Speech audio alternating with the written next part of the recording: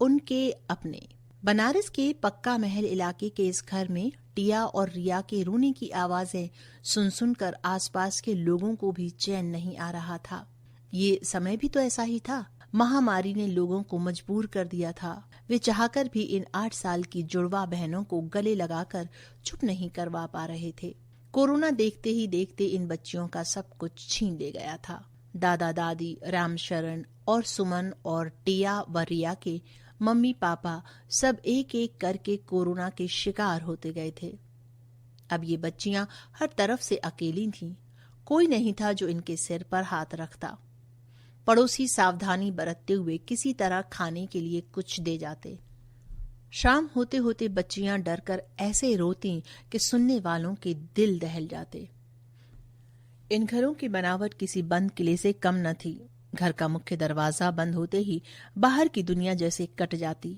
बस घर में काम करने वाली दया कोरोना के माहौल की परवाह न करते हुए इन बच्चियों के पास ही रुक गई थी। सो दोनों को घर में एक इंसान तो दिख रहा था। इस गली में सभी घर बाहर से एकदम बंद से दिखते। ये भी बहुत पुराना बना मकान था। सबसे नीचे ग्राउंड फ्लोर पर दया के लिए एक छोटा सा कमरा और वॉशरूम था। दया यहाँ सालों से थी। पुराने सामान से भरा एक स्टोर था। घर का बड़ा सा दरवाजा बंद ही रहता। उसे खोलने के लिए एक बड़ी सी चेन कुछ इस तरह से बंधी रहती कि उसे खींचकर ऊपर से भी दरवाजा खोला जा सके। पहले ऊपर से देख लिया जाता कि कौन है, फिर दरवाजा खोला जाता। सुरक्षा की दृष्टि से तो घर पूरी तरह सेफ था, पर अकेला घर अब अजीब से सन्नाटे में घिरा रहता। बच्चियों को तो क्या कहा जाए, खुद दया का दिल इस सन्नाटे पर हौलता सा रहता। पहली मंजिल पर राम शरण और सुमन का बड़ा सा बेडरूम था जिसमें सब सुविधाएं थीं। दूसरी मंजिल पर एक बेडरूम संजय और मधु का था और एक कमरा बच्चियों का था। किचन पहली मंजिल पर ही था जहां टिया और रिया सारे दिन ऊपर नीचे दौड़ा करती थीं। वहां अब पूरा दिन बस दया के आगे पीछे रोती सिसकती घूमती और फिर थककर अपने कमरे में जाकर चुपचाप लेटी रहती। अपने अंतिम दिनों में जब मधु को एहसास हुआ कि वे भी नहीं बचेंगी, तो उन्होंने लखनऊ में रहने वाले अपने भाई अनिल को फोन करके कहा था, अनिल, बड़ी मुश्किल से तुमसे बात कर रही हूं। सुनो, हमारे बाद टिया और रिया का ध्यान रखोगे ना? उनके बारे में सोच सोचकर किसी पल चैन नहीं आ रहा है। मेरी बच्चियां। ये कहते कहते मधु फूट फूट कर रो पड़ी थी। अनिल ने कहा था, दीदी, आप बस ठीक हो जाओ, सब ठीक होगा, चिंता ना करो, मैं हूं ना, सब संभाल लूंगा। टिया व रिया का परिवार एक बार जो हॉस्पिटल गया लौटा ही नहीं था। कुछ पड़ोसियों ने अनिल को फोन किया। सब परेशान थे कि इन बच्चियों का होगा क्या। सभी उनकी दूर दूर से देखभाल कर रहे थे, पर कितने दिन। अनिल कुछ दिन बाद ही बनारस आया। बच्चियों की हालत देखकर हैरान रह गया। एकदम फूल सी खिली रहने वाली बच्चियां मुरझा सी गई थीं। उससे लिपट लिपट कर दोनों खूब रोईं। मामा, अब मत जाना कहीं, हमारे साथ ही रहना। दया ही खाना बनाकर दोनों को खिलाती, जो हो सकता उनके लिए करती, पर उसकी भी एक सीमा थी ना। अनिल के सामने हाथ जोड़कर कहने लगी, भैया जी, बच्चियों का क्या होगा? आप इन्हें अपने साथ ले जाएंगे? मैं भी कब तक रहूंगी यहां? क्यों क्यों नहीं रह सकती? देखता हूं कि दीदी की अलमारी में कुछ पैसे रखे हों तो कुछ ले लो और रहो बच्चियों के साथ। तुम्हारा कौन सा घर परिवार है? अनिल ने टिया को पुचकारा। बेटा, मम्मी की अलमारी की चाबी है ना? मामा, दया मौसी के पास है। अनिल ने दया की तरफ घूर कर देखा तो उसने कहा, जिस दिन संजय भैया नहीं रहे उसी दिन मधु दीदी को शायद अपने जाने की आशंका भी हो गई थी। उन्होंने मुझे चाबी रेखा दीदी के यहां जाकर देने के लिए कहा था, पर मैं बच्चियों को छोड़कर निकल ही नहीं पाई। फिर वे आती भी हैं तो मैं ही भूल जाती हूं चाबी उन्हें देना। कौन रेखा? संजय भैया के साथ उनके ऑफिस में काम करती हैं। इसी गली में आगे जाकर रहती हैं। इस समय बच्चियों के पास बस वही आती जाती हैं। लाओ, चाबी मुझे दो। दया उसे चाबी देना तो नहीं चाह रही थी, पर मजबूर थी, दे दी। अनिल ने मधु की अलमारी खोली उसमें रखे रुपयों में से कुछ दया को देते हुए कहा, ये रख लो, बच्चों की देखभाल तुम्हें करनी है। पर मैं कब तक करूंगी? आप इन्हें अपने साथ ले जाते तो अच्छा होता। नहीं, मैं नहीं ले जा पाऊंगा। टिया और रिया ये सुनकर रोने लगी। अनिल ने मधु की अलमारी से काफी कुछ निकालकर अपने बैग में रखते हुए कहा, मैं जल्दी ही वापस आऊंगा, अभी मुझे जाना होगा। बच्चियां रोती रह गईं। उनके मामा को उनसे कोई स्नेह ना था। झूठे दिलासे देकर वो चला गया। रेखा एक उदार महिला थी। संजय के ऑफिस में ही काम करती थीं। संजय और मधु उन्हें घर का सदस्य ही मानते थे। मधु से उनकी अच्छी दोस्ती थी।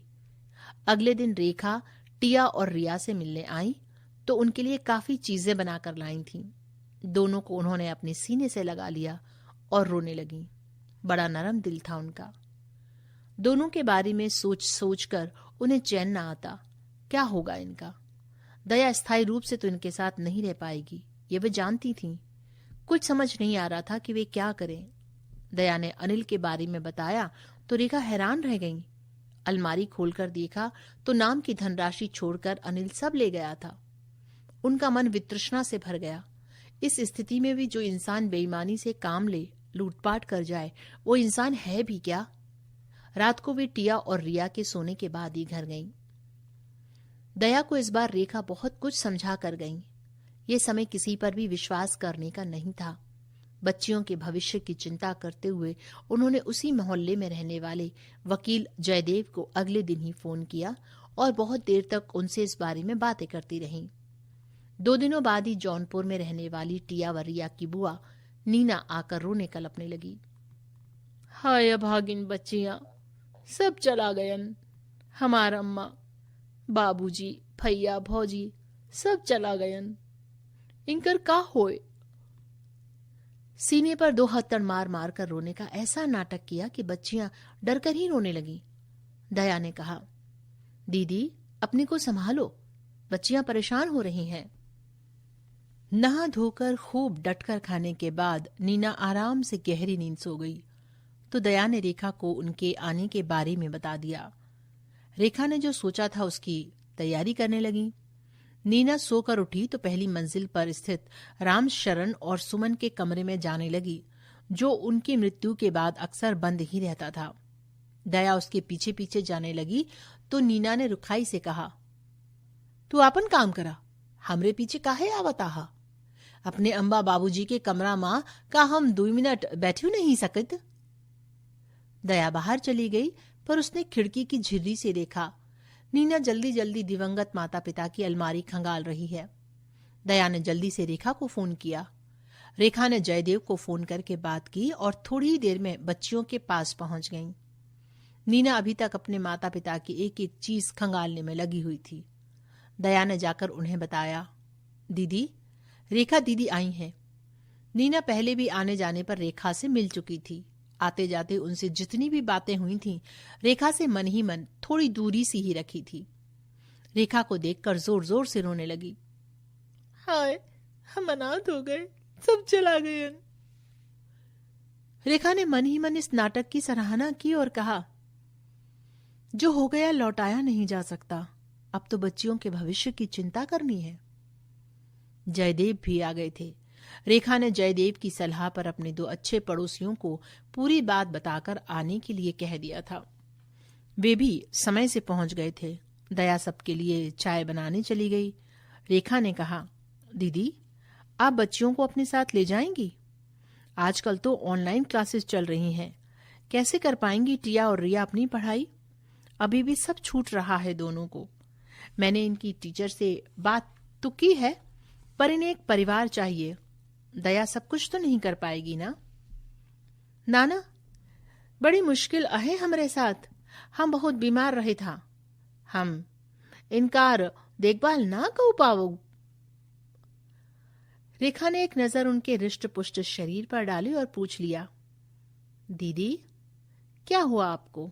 संजय और मधु ने तो मुझे कभी बताया नहीं कि आपकी तबीयत खराब रहती है। कुछ हुआ हो तो नीना बताती, बात बदल दी। और सोचा कुछ, बच्चियन कहाँ रही हैं? यहां भी दया के साथ ही रहने तो बुराई कहाँ है? धीरे धीरे सब सीख ही रही हैं। थोड़ी बड़ी होती तो हम अपने साथ ले जाती, पर अभी तो इन्हें बहुत देखभाल की जरूरत है, जो हम तो ना कर पाओ। मधु के मायके वालों से पूछ लो।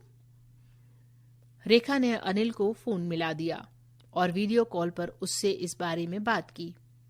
उसने किसी भी तरह की जिम्मेदारी लेने से इनकार कर दिया, जो जयदेव ने रिकॉर्ड भी कर लिया। अब नीना थोड़ी उलझी। पूछा, ई कौन है?